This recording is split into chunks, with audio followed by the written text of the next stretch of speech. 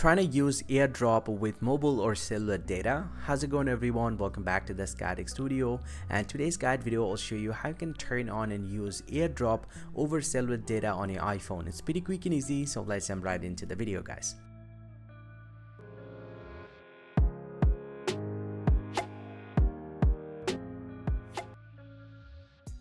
Well, so now to do that, simply go ahead and open up the settings app from your device and then scroll down, tap on general, then scroll down, tap on Airdrop, and make sure to select contact only or everyone for 10 minutes, whatever you prefer, and he'll get to see the use cellular data. You just need to enable this one.